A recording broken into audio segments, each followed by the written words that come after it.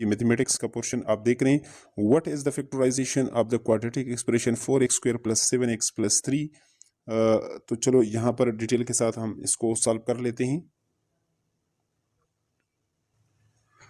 तो यहाँ पर आप देख सकते हैं कि क्वेश्चंस को हम लिख चुके हैं।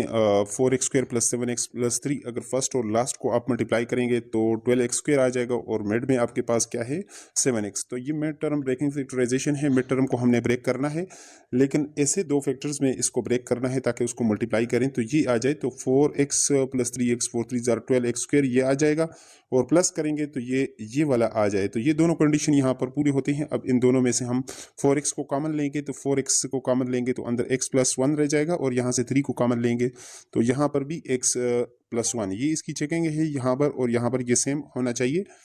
तो यहाँ पर आप देख रहे हैं कि जब इस तरह हो तो बाहर वालों को ऐड कर लेते हैं और ये जो सेम है इनमें एक को लिखा जाता है। तो x + 1 × 4x + 3 यहाँ पर नीचे इस तरह भी आप लिख सकते हैं और ये आपके पास ऑप्शन बी में मौजूद है और यही हमारे पास क्या है, इसका करेक्ट आंसर है। अगले क्वेश्चंस को सॉल्व कर लेते हैं डिटेल के साथ। तो यहाँ पर जो अगला क्वेश्चन है, the age of Hasan's edits to thrice the age of Nida's 30 years. If Nida's age is 1/6 of the Hassan age, then find the age. तो चलो सोल्यूशन को यहाँ पर हम सॉल्व कर लेते हैं, डिटेल से इसको भी सॉल्व कर लेते हैं। तो यहाँ पर आप देख सकते हैं क्वेश्चंस को हम उसी तरीके से लिख चुके हैं। तो लेट यहाँ पर फर्ज करते हैं अगर हसन एज आपके पास नहीं है वो x है और निदा एज आपके पास क्या है y है। तो अकॉर्डिंग टू द क्वेश्चंस जिस तरह क्वेश्चंस में बताया गया है कि हसन एज क्या है, अगर उसके एज में हम ट्राइस द एज आप यानी निदा एज ऐड कर लें तो ये हमारे पास 30 आएगा। इसको इक्वेशन 1 का नाम आप दे सकते हैं। फिर दूसरा जो कंडीशन है कि यहाँ पर निदा का जो एज है वो 6 टाइम द एज अब हसन है, तो यहाँ पर y = 1/6 आप हसन एज क्या है x है तो उसको हम 1/6 के साथ मल्टीप्लाई कर लेते हैं। यहाँ पर अगर क्रॉस मल्टीप्लाई करेंगे तो 6y = आपके पास आ जाएगा, यहाँ पर 6y = x हो जाएगा। x यहाँ पर हो तो ये 6y दूसरी तरफ यहाँ पर जाएगा तो ये माइनस उसमें से हो जाएगा, x - 6 = 0। यहाँ पर चलो अगले पेज की तरफ यहाँ पर अब हम चलते हैं। तो इन दोनों इक्वेशंस को ऐसे भी आप लिखना चाहें तो लिख सकते हैं, यानी 6x + 3y = 30 ये तो पहले से गिवन है और x - 6y = 0 है। थोड़ा सा हम इसको यहाँ पर सेम लाने के लिए इसको कोफिशिएंट 3y है और यहाँ पर 6y है, तो फर्स्ट वन को हम 2 के साथ पूरे इक्वेशन को मल्टीप्लाई कर लेते हैं ताकि ये 6 हो जाए। तो यहाँ पर मल्टीप्लाइंग इक्वेशन 1/2 उसको हम ऑन बोथ साइड दोनों तरफ जब आप इसको मल्टीप्लाई करेंगे तो ये आपके पास हो जाएगा 2x + 6y = और 30 को 2 से करेंगे तो ये 60 हो जाएगा। तो इक्वेशन नंबर 2 इसके नीचे लिख लेते हैं और इसको ऐड कर लेते हैं तो 6y और -6 ये आपके पास कैंसिल होगा। यहाँ पर 1x और 2x ये 3x हो जाएगा = 60। दोनों तरफ आप 3 पर डिवाइड करेंगे तो यहाँ पर x = 20 × 60 यानी आपके पास 3 2 = 6 और 0 ऊपर आप लगाएंगे तो 20 और ये आपके पास ऑप्शन सी में मौजूद था। ये इसका करेक्ट आंसर, यही इसका करेक्ट आंसर है। चलते हैं नेक्स्ट क्वेश्चंस की तरफ। यहाँ पर जो अगला क्वेश्चंस यहाँ पर जो गिवन है ये इससे पहले ये तो 17 में आप देख चुके हैं, सी ऑप्शन करेक्ट था। यहाँ पर 18 है, which of these have 3 significant figure. अब देखिए 3 सिग्निफिकेंट फिगर। अब यहाँ पर ऑप्शन ए में आपके पास कितने सिग्निफिकेंट फिगर है, लेफ्ट ऑफ द 0 ये तो आपके पास जब आपके पास कंप्लीट नंबर इसमें 2 आ जाएंगे।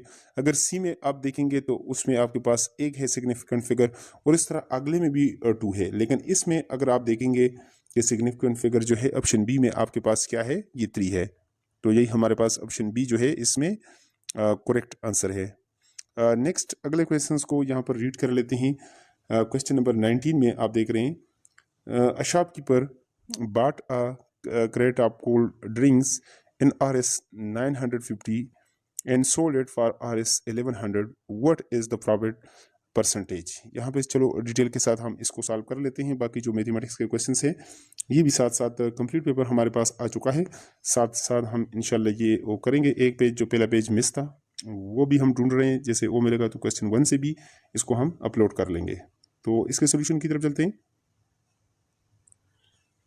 तो यहाँ पर क्वेश्चन नंबर 19 में कास्ट प्राइस आपके पास 950 था, सेलिंग प्राइस आपके पास 1100 है, तो प्रॉफिट हुए, मुनाफा हुए 1100, आप 950 निकालेंगे तो 150 आपके पास रह जाएगा।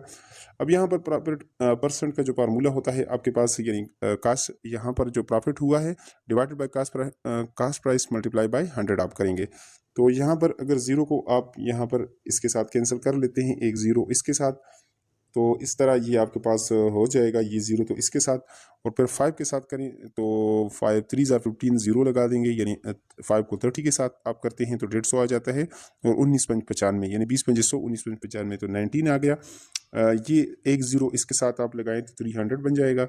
300 डिवाइडेड बाई 19 आप करेंगे तो 15 पॉइंट ये आपके पास 789 आएगा। फिर इसको राउंड करें तो ये 9 को आप हटा सकते हैं, 1 इसमें ऐड हो जाएगा तो 79 हो जाएगा, और आगे मज़ीद इसको राउंड करें तो ये आपके पास इसका सोल्यूशन आ जाएगा इसका। ठीक है, इसको राउंड करेंगे, 1 इसमें आप ऐड कर लें, 9 को हटा दें तो ये आपके पास 8 हो जाएगा। तो इसी तरह आपके पास 15.8 आ जाएगा, और ये आपके पास ऑप्शन में मौजूद था। ठीक है, तो यही हमारे पास इसका क्या है, करेक्ट आंसर है। Majid is tossed 6 time the theoretical probability of coin head is. तो जैसा कि आप जानते हैं, जब एक कॉइन आप वो लहराते हैं, टॉस करते हैं, तो एक साइड पर आपके पास टेल और दूसरी तरफ पे आपके पास हेड, यानी चांद तारा कायद आज़म जो भी हैं, यानी दो अतराफ हैं इसके, टेल है और हेड है। तो यहाँ पर अगर टोटल प्रोबेबिलिटी, यानी यहाँ पर टोटल आपके पास 2 है, यहाँ पर हेड की प्रोबेबिलिटी क्या होनी चाहिए, अगर हेड की प्रोबेबिलिटी 1/2 तो दूसरे की टेल की भी 1/2, और sum of all the probability must be equal to 1 होना चाहिए। अगर यहाँ पर आप लेंगे 2 तो 1 + 1 2, तो 2 डिवाइडेड बाई 2, यानी यहाँ पर हेड की भी और इन दोनों की जब आप मिलाकर आएंगे तो टोटल प्रोबेबिलिटी 1 की इक्वल होती है। ये इसकी चेकिंग है, तो यहाँ पर आप कर सकते हैं। लेकिन यहाँ पर एक बात इन्होंने कहा है 6 टाइम, अगर आप 6 टाइम लहराते हैं या 2 टाइम या जितने टाइम, लेकिन इसकी प्रोबेबिलिटी सेम रहेगी, तो यानी यहाँ पर 1/2। ऑप्शन ए हमारे पास ये बिल्कुल इसका जो है करेक्ट आंसर है। नेक्स्ट यहाँ पर आप देख सकते हैं 21 में, the general term for the sequence -5 7 19 31 + so 1 is, यहाँ पर क्या है। तो चलो डिटेल से इसको सॉल्व कर लेते हैं इस क्वेश्चंस को। तो 21 में हम यहाँ पर general form of the sequence, यहाँ पर जो गिवन था उसको -5 7 19 और 31 यहाँ पर इसको लिख चुके हैं। तो जब इसको सी यानी कॉमन डिफरेंस इसका आप निकालेंगे, जो अगला टर्म है यहाँ पर 7 माइनस, और जो फर्स्ट टर्म है वो है -5, तो ये आपके पास 12 आएगा। इसी तरह 19 से 7 निकालेंगे, ये भी 12, यानी कि कांस्टेंट। तो कॉमन डिफरेंस होता ही है कि आपके पास कांस्टेंट वैल्यू आए। So the general form of arithmetic sequence, यहाँ पर हमने जो पढ़ा होता है वो आपके पास ये होता है an = a1 + n-1 n to d। तो यहाँ पर अगर इसकी वैल्यूज़ को आप पुट करेंगे, यहाँ पर a1 आपके पास जो पहला टर्म है यहाँ पर वो क्या है, वो आपके पास -5 है, तो an = -5 + n-1 n to d, d की वैल्यू है 12। इस 12 को आप पहले भी लिख सकते हैं, अगर शुरू में इसको आप लिख लें तो an = यहाँ पर -5 + 12, और साथ यहाँ पर ये 12 चूँकि n-1 के साथ है, तो इसमें ऑप्शन डी जो है आपके पास इसका करेक्ट आंसर है। बाकी अगर सातवां या अगले जो भी टर्म आपसे पूछ लें तो इस फार्मूले में आप उस वैल्यू पुट करेंगे तो वो आपके पास सोल्यूशन आ जाएगा। तो ये इसका फाइनल सोल्यूशन है n = -5 + 12 × n-1, ये आपके गिवन ऑप्शन में मौजूद है ये आंसर। अगले क्वेश्चंस की तरफ चलते हैं।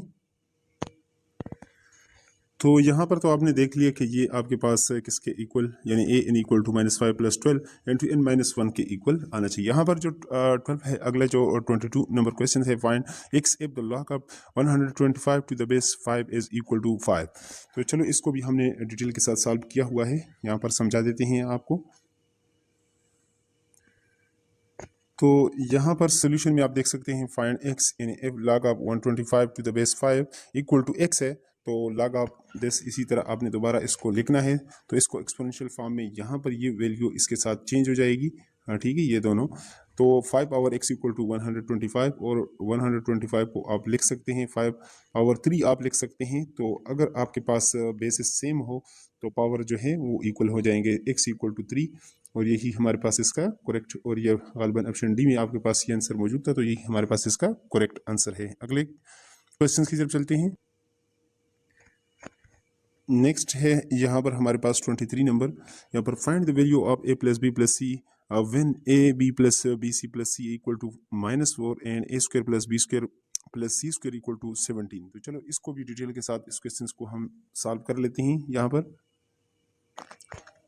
तो 23 में आप देख चुके हैं कि इस तरह क्वेश्चन जो वैल्यूज आपको a plus B plus C की वैल्यू आपने फाइंड आउट करनी है। a plus B plus C आपके पास जब a b plus B C plus C आपके पास है -4 और a square plus B square plus C square आपके पास यहाँ पर जो वैल्यू है वो है 17। ए जैसा कि आप जानते हैं कि ये formula a plus B plus C whole square equal to a square plus B square plus C square plus 2 into A B plus B C plus C A, या 2ab 2bc 2cab, उसमें से 2 आप common भी ले सकते हैं। दोनों तरह से आप पुटिंग वैल्यूज, अगर इसमें वैल्यूज आप पुट करेंगे तो यहाँ पर इसकी जगह यहाँ पर हम लिख चुके हैं 17 और यहाँ पर +2 और इसकी वैल्यू है -4। तो 4 2 ज़ार 8 -8 और 17 से अगर आप 8 निकालेंगे तो ये आपके पास 9 आ जाएगा।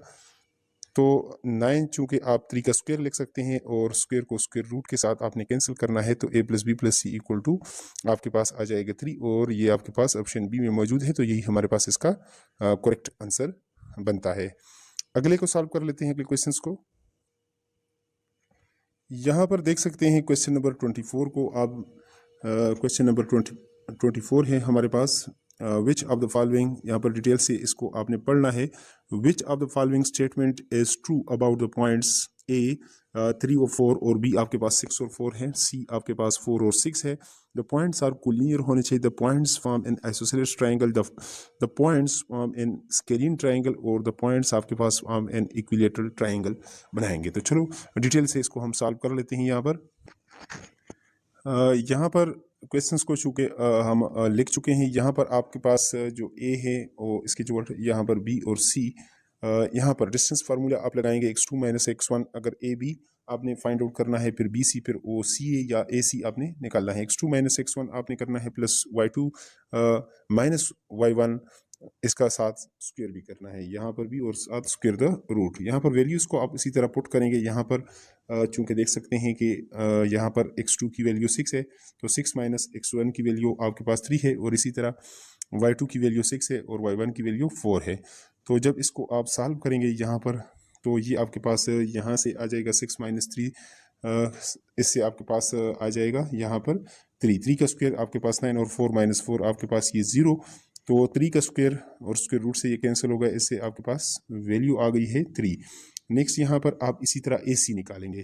तो AC में आपके पास जो x2 की वैल्यू है वो 4 है, x1 की वैल्यू ये है और यहाँ पर जो पहली वैल्यू होती है वो x1 और अगली दूसरे जब B में आपके पास पहली वैल्यू होगी वो x2 होगी। तो इसी तरह यहाँ पर y2 - y1 हमने कर दिया, तो ये आपके पास 1 + 2 का स्क्वायर होता है 4, तो ये स्क्वायर द रूट 5। और यहाँ पर आपने देख लिया कि BC को भी इसी तरह अपने फाइंड आउट करना है, जिस तरह ऊपर हमने x2 - 1 whole square plus y2 - y1 whole square the root यहाँ पर। तो ये वैल्यू भी आपके पास स्क्वायर रूट 5, पहले आपके पास यहाँ पर स्क्वायर रूट 5 और ये आपके पास स्क्वायर द रूट 8, यानी यहाँ पर उससे पहले आपके पास 3, यानी तीनों वैल्यूज डिफरेंट है। अगर ये इक्वल हो जाती, ठीक है, A B equal to B C equal to A C हो जाता, फिर तो ये इक्विलेटरल होता। और अगर कोई से दो साइड इक्वल हो जाते फिर आइसोसेलेस ट्रायंगल होता और एक ही लाइन के ऊपर जो होते हैं वो कोलिनियर। लेकिन कोलिनियर का केस भी यहाँ पर वो मैच नहीं कर रहा। तो ये फिर आपके पास कौन सा होना चाहिए, ये स्केलिन ट्रायंगल होना चाहिए। यहाँ पर स्केलिन ट्रायंगल का मतलब यहाँ पर इसकी जो वैल्यू होती है ये इस तरह वो डिफरेंट होती है, यहाँ पर इस साइड की, इस साइड की और इस साइड की। इनको स्टार्ट कर लेते हैं। What is the average of 7 odd numbers from 21 to 33? 25, 26, 27 और 29। तो चलो सोल्यूशन को स्टार्ट कर लेते हैं, डिटेल के साथ इसको सॉल्व कर लेते हैं। देखिए यहाँ पर एवरेज को निकालने के लिए क्वेश्चंस को हम उसी तरीके से लिख चुके हैं। ऑड नंबर्स 21 टू 33 कौन कौन से होंगे, तो 21, 23, 25, 27, 28, 29 और यहाँ पर 31 और 33, ये 7 नंबर्स हैं। तो जिस तरह आप जानते हैं एवरेज क्या होता है, sum of all values divided by total number आपके पास 7 हैं और इनको सम करेंगे तो 189 आ जाएगा। तो 7 2 जार 14 4 यहाँ पे 49 7 7 जार, तो ये आपके पास 27 आ जाएगा। ऑप्शन सी में ये आपके पास मौजूद था, तो यही हमारे पास क्या है, इसका करेक्ट सोल्यूशन है। चलते हैं अगले क्वेश्चन की तरफ। तो यहाँ पर जो अगला क्वेश्चन है 79 है, the solution of 0.5x plus 1.1 equal to 2.3 is 2.4 है, 2.5 2.6 और 2.8। तो चलो सोल्यूशन को स्टार्ट कर लेते हैं यहाँ पर। तो यहाँ पर क्वेश्चन नंबर 79 में the solution of 0.5x plus 1.5 equal to 2.3 is, यहाँ इसको हम दूसरी तरफ ले जाते हैं, 2.1 से 1.1 निकालेंगे तो ये आपके पास 1.2 रह जाएगा। और 1.2 यहाँ पर इसको अब ये जो डेसिमल्स है इसके नीचे आप 10 कर सकते हैं, यहाँ से भी 10 कर सकते हैं और 10 को 10 से आप काट भी सकते हैं यहाँ पर। ठीक है, जो सिंपल तरीका है, इसके नीचे भी आप 10 कर सकते हैं। इस 10 को 10 से काटेंगे तो यहाँ पर 5x आपके पास 5x इक्वल टू 12, और यहाँ पर 12 को अगर आप इस पर डिवाइड करेंगे 5 के ऊपर तो 5 2 जार 10 और फिर पॉइंट लगाएंगे 0 तो 5 4 जार, तो 2.4 इसका आ जाएगा हमारे पास सोल्यूशन। और ये ऑप्शन ए में हमारे पास मौजूद है, तो यही हमारे पास क्या है, इसका करेक्ट सोल्यूशन है। चलते हैं अगले क्वेश्चन की तरफ। तो यहाँ पर जो अगला क्वेश्चन है क्वेश्चन नंबर 79, तो हम कर चुके हैं 80 है हमारे पास। यहाँ पर थोड़ा सा इसको स्क्रॉल डाउन करते हैं। Room is 74 metre long and 61 metre wide. Aliza wants to carpet the area 2 centimetre wide all around outside the room. Find the area of the carpeting parts of the room. यहाँ पर तो चलो detail के साथ इसको भी सॉल्व कर लेते हैं। इस तरह को क्वेश्चंस ईटा इस बार जो है लाजमी क्वेश्चंस में देता होता है एरिया का। तो यहाँ पर आप देख सकते हैं कि रूम इज 74 मीटर लॉन्ग, और यहाँ पर क्वेश्चंस को हम उस तरह डिटेल के साथ लिख चुके हैं। तो चलो यहाँ पर डायग्राम आपने थोड़ा सा इसका ड्रा करना है। यहाँ पर एक रूम है आपके पास जिसकी 74 मीटर हमारे पास लेंथ है और 61 इसकी जो है वो यहाँ पर 61 लिख लेते हैं, ये उसकी चौड़ाई है। तो इसका एरिया अगर आप निकाल लें तो लेंथ मल्टीप्लाई बाई विड्थ होता है, लंबाई ज़रब चौड़ाई होता है, दोनों को ज़रब करेंगे तो 4514 सेंटीमीटर स्क्वायर आएगा, क्योंकि एरिया 2 डायमेंशनल है। लेकिन अब ये करना है, ये रूम तो आप ने बना दिया, अब इसके इर्द गिर्द मतलब चारों तरफ यहाँ पर ये अलीजा है जो है वो 2 सेंटीमीटर पर जो है वो करना चाहती हैं कारपेट, यानी यहाँ पर साइड ये मतलब आप इसके इर्द गिर्द जितना भी एरिया है 2 सेंटीमीटर। तो जैसा कि आप जानते हैं कि यहाँ पर 2 सेंटीमीटर का मतलब क्या होगा कि ये चारों तरफ है तो 2 सेंटीमीटर इधर भी है 2 इधर भी है, मतलब 2 दूनी 4, यानी आपने 76 में 4 को ऐड किया और इसी तरह 61 में भी 4 को आप ऐड करेंगे तो एक नया रेक्टेंगल आपके पास आ जाएगा, जिसकी यहाँ पर लेंथ अब आपके पास 78 हो जाएगी, यानी L2 मैंने कर दिया, एरिया 2 हम निकालेंगे और W2 यहाँ पर उसको 65 आ जाएगा। तो area length multiply by width होता है तो L2 मल्टीप्लाई बाय W2। तो ये 78 को अगर 65 से ऑब्जर्व करेंगे तो 5070 आ जाएगा सेंटीमीटर स्क्वायर। अब इस एरिया में से चूंकि ये तो इसका आ गया है टोटल, अब ये टोटल आ गया है, अब इसमें से ये अंदर वाला ये जो एरिया है ये आप निकालेंगे तो ये साइड वाला जितना आपके पास कारपेटिंग जहाँ पर आपने बचाना है ये एरिया आपने फाइंड आउट करना है। तो इससे ये माइनस कर लेंगे यहाँ पर एरिया 2 से एरिया यहाँ पर हम का एरिया ऑफ कारपेटिंग पार्ट क्या होगा A2 माइनस A1। तो जो आपके पास जो रकबा बाद में आए हैं 5070 उससे 4514 आप निकालेंगे तो ये आपके पास क्या आ जाएगा 556 आ जाएगा सेंटीमीटर स्क्वायर, और ये ऑप्शन डी में आपके पास मौजूद है और यही हमारे पास बिल्कुल करेक्ट आंसर है। और इसी तरह का क्वेश्चन लाजमी इस बार ईटा देता होता है, तो इसको अच्छी तरीके से आपने समझना है।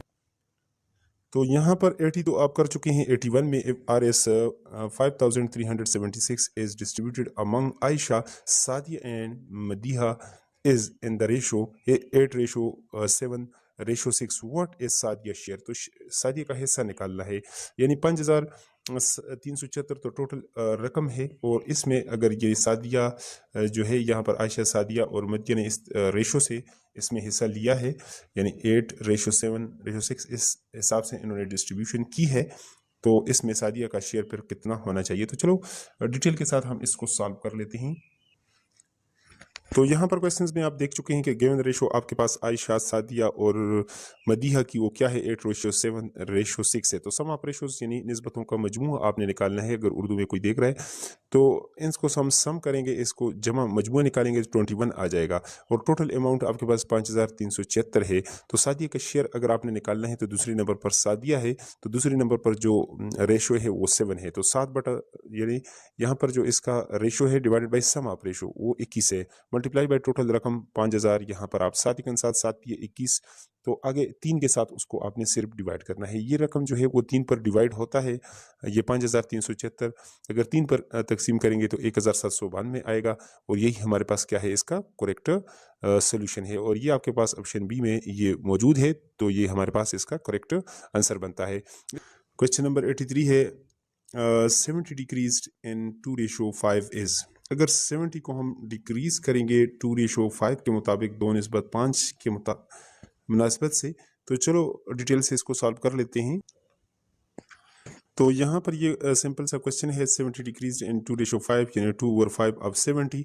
तो यहाँ पे 14 पंजे 70, 5 एकन 5, 5 एकन 5 और 4 पंजे 20 यानी 40, 14 दुने यहाँ पर 14,000 तो 2 14,000 28। तो इसमें कितना डिक्रीज आएगा और 28 हमारे पास ऑप्शन सी में मौजूद है। यही हमारे पास क्या है इसका करेक्ट आंसर है। चलते हैं अगले क्वेश्चन की तरफ।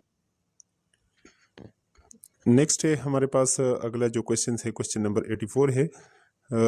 यहाँ पर अच्छा 84 तो मैथमेटिक्स का ये नहीं था, तो चलो हम इसको यहाँ से स्टार्ट कर लेते हैं। जो मैथमेटिक्स का पोर्शन जहाँ से है तो उधर ही से 92 से इसको जो है वो कर लेते हैं डिटेल के साथ। तो find the value of K if the roots of x² - 3x + k + 1 is equal to 0 differ by unity. Differ by unity का क्या मतलब है, तो चलो डिटेल से इसको समझते हैं। तो यहाँ पर आप 92 को देख सकते हैं कि हमारे पास क्वाड्रेटिक इक्वेशन के लिए x² - sum of root into x plus product of root equal to 0। तो sum of root is differ by unity का मतलब क्या होगा। So alpha and alpha plus, वैसे हमारे पास अल्फा प्लस बीटा होता है, तो अल्फा प्लस बीटा यहाँ पर पहला हम अल्फा ले लेते हैं पहला रूट और दूसरा रूट अल्फा प्लस 1, क्योंकि इसका डिफर करेंगे तो डिफर बाय 1। तो यहाँ से अल्फा प्लस 1 माइनस अल्फा करेंगे, इसका डिफरेंस लेंगे तो ये 1 ही आएगा इससे। तो इसलिए हम ये दो रूट्स यहाँ पर ले लेते हैं, अल्फा और alpha plus beta are the root of the given equation. यहाँ पर जब इसका आप लेंगे तो यहाँ पर आपके पास जो गिवन इक्वेशन है x² - 3x + 1, यहाँ पर इसका कोफिशिएंट a होता है a = 1 और यहाँ पर b = -3, यहाँ पर आगे c = k + 1 ये आपके पास आ जाता है। तो सम ऑफ रूट हमारे पास फार्मूला अल्फा प्लस, यहाँ पर पहला रूट्स अल्फा है और दूसरा अल्फा प्लस 1 है, तो इसका फार्मूला होता है -b/a। तो -b हमारे पास चूंकि माइनस तो फार्मूले का लग गया और यहाँ पर -3 है 7/1 तो इक्वल टू 3 आ जाएगा। या इन दोनों को ऐड कर लें, अल्फा प्लस यहाँ पर अल्फा प्लस यहाँ पर अल्फा प्लस 1 करेंगे तो 2 अल्फा प्लस 1 और दूसरी तरफ ये जाएगा। तो चलो नीचे हम इसको डिटेल से फिर सॉल्व कर लेते हैं। यहाँ पर हम प्रोडक्ट ऑफ रूट निकाल लेते हैं। अब दोनों रूट्स को हम मल्टीप्लाई कर लेते हैं तो ये c/a के इक्वल आता है, तो c की वैल्यू k + 1 और a की वैल्यू 1 है, तो ये k + 1 ही आएगा इससे प्रोडक्ट ऑफ रूट। तो ये इक्वेशन 2 इसको नाम दे देते हैं और फ्रॉम 1 जो है 2 अल्फा प्लस 1 = 3 हो, तो यहाँ पर आप 2 अल्फा आपके पास हो जाएगा, यहाँ पे 3 - 1 तो अल्फा = 1। अगर दोनों तरफ 2 से आप डिवाइड करेंगे तो इसी को इक्वेशन 2 में इसमें आप पुट कर लें। यहाँ पर पुट इन इक्वेशन 2 अल्फा² यहाँ पर प्लस अल्फा = k + 1, तो 1 का स्क्वायर तो 1 ही आएगा, प्लस 1 यानी 2 आ जाएगा इससे, और यहाँ पर k + 1 है तो ये 1 दूसरी तरफ शिफ्ट करेंगे तो 2 - 1 k = 1 आ जाएगा। और ये आपके पास ऑप्शन ए में ये आंसर मौजूद था, तो यही हमारे पास क्या है इसका करेक्ट आंसर है। अगले क्वेश्चंस की तरफ चलते हैं। यहाँ पर आप देख सकते हैं कि 93 पर tangent theta plus secant theta equal to, ये किसके इक्वल होगा, 1 + cos theta divide by sin theta, 1 - sin theta divide by cos theta, और यहाँ पर 1 + cos theta divide by sin theta, या 1 - cos theta divide by sin theta, और 1 + sin theta divided by cos theta. तो चलो detail से इसको भी सॉल्व कर लेते हैं। तो ट्रिग्नोमेट्री बहुत यहाँ पर इजी कंसेप्ट है कि टेंजेंट थीटा किसके इक्वल होता है, sin divided by cos plus, और सीकेंट का जो रेसिप्रोकल होता है 1/cos। तो cos चूंकि इसका एलसीएम हम लेंगे cos थीटा और ऊपर वालों को प्लस कर लेंगे, क्योंकि डिनोमिनेटर यहाँ पर सेम है, तो sin थीटा + 1 हो जाएगा। तरतीब से इसको लिखना चाहें तो 1 + sin theta multiply by 1/cos theta या 1 plus sine theta divide by cos theta, और ये आपके पास ऑप्शन डी में मौजूद था और यही हमारे पास इसका क्या है, करेक्ट आंसर है। चलते हैं अगले क्वेश्चंस की तरफ। तो यहाँ पर एक और क्वेश्चंस 93 हम कर चुके हैं। यहाँ पर इसमें ऑप्शन डी जो है हमारे पास करेक्ट आंसर था। 94 है the distance of a cord from the centre of a circle is 3 centimetre and the length of a cord is 8 centimetre, what is the diameter. इस तरह का क्वेश्चंस बहुत कम आपको देखने में आपको मिला होगा ईटा में इस बार या 2022 में। तो चलो इस क्वेश्चंस को भी आपने अच्छे तरीके से समझना है। तो यहाँ पर ये जो गिवन स्टेटमेंट है इसको अच्छे तरीके से आपने इसको समझना है। तो इज जैसा कि the diameter of a cord from the centre is 3 centimetre, जो गिवन जो चीज़ें हैं यहाँ पर, और लेंथ ऑफ कॉर्ड हमारे पास 8 सेंटीमीटर है। तो यहाँ पर एक शेप मैंने ड्रा किया है। यहाँ पर कॉर्ड चूँकि यहाँ से सर्कल पर 2 पॉइंट्स यहाँ पर आपके पास जो इनका एंड पॉइंट सर्कल पर दोनों पॉइंट्स लाई कर रहे हो, तो ए बी इसका कॉर्ड आ जाएगा, उसकी लेंथ है 8 सेंटीमीटर। तो उसके बाद उन्होंने जो चीज़ आपको बताई है वो क्या है कि अब यहाँ से एक उन्होंने मतलब यहाँ पर ड्रा कर दिया, ठीक है, परपेंडिकुलर ये सेंटर तक। तो ये आपके पास इसका बाइसेक्टर आ जाएगा। तो इसका बाइसेक्टर यानी काट यहाँ से जब सेंटर से आप इस काट के ऊपर जो है वो परपेंडिकुलर ड्रा करेंगे तो इसको बाइसेक्ट करेगा। वैसे इसकी 8 सेंटीमीटर है तो 4 सेंटीमीटर लेफ्ट पर आ जाएगा और 4 सेंटीमीटर ये राइट पर आ जाएगा। और साथ इस यहाँ से जो सेंटर से यानी यहाँ तक ये कार्ड जो है, यहाँ तक ये जो कार्ड है, तो यहाँ तक ये जो डिस्टेंस है वो 3 सेंटीमीटर इसने कह दिया। तो अब आपके पास आपको क्या चाहिए इसमें। तो अब आपको जो चीज़ यहाँ पर जो डिटेल इसकी चाहिए वो क्या है। तो अब यहाँ पर ये 3 सेंटीमीटर हो गया, ऊपर 4 सेंटीमीटर, नीचे आप टोटल सारा ये आपके पास सर्कल के सेंटर में ये डायमीटर है। लेकिन इसको अगर हाफ से करें तो फिर ये रेडियस, तो हमें ये रेडियस वाली जगह यानी हाइपोटेन्यूज दूसरी तरफ मतलब अगर अल्फाज में कह दें तो कह सकते हैं बेस और परपेंडिकुलर गिवन है और यहाँ पर ये एक राइट एंगल यहाँ पर आपके पास बन रहा है। तो यहाँ पर हाइपोटेन्यूज का फार्मूला हमारे पास थ्योरम को हम लगा देते हैं। Hypotenuse square is equal to base का स्क्वायर प्लस परपेंडिकुलर का स्क्वायर। यहाँ पर पिथागोरस थ्योरम है, पिथागोरस थ्योरम जिसको आप कहते हैं। तो हाइपोटेन्यूज आपके पास आर के इक्वल है, आर का स्क्वायर इक्वल टू यहाँ पर बेस आपके पास 4 स्क्वायर और प्लस 3 स्क्वायर, आगे पीछे इसको आप वैल्यू पुट कर सकते हैं। तो 4 का स्क्वायर 16 और 3 का स्क्वायर ये 9 आ जाएगा। तो दोनों को प्लस करेंगे 25। तो आर स्क्वायर यहाँ पर दोनों तरफ आप स्क्वायर रूट लेंगे तो आर स्क्वायर स्क्वायर रूट के साथ कैंसिल और 5 का स्क्वायर, तो ये स्क्वायर रूट के साथ आर की वैल्यू ये आ जाएगी। और एज वी नो दैट, जैसा कि आप जानते हैं कि diameter is 2 time the radius. अगर रेडियस को यानी आप रेडियस को डबल करेंगे तो आपके पास डायमीटर आ जाता है। तो आर की वैल्यू इसमें हम पुट कर लेते हैं 5 है तो 5 2 जार 10 और 10 सेंटीमीटर, और यही हमारे पास क्या है इसका करेक्ट आंसर है। और ये कहाँ पर मौजूद है, गिवन ऑप्शन में, ऑप्शन सी पर ये जो है आपके पास पेपर में मौजूद है इसका आंसर।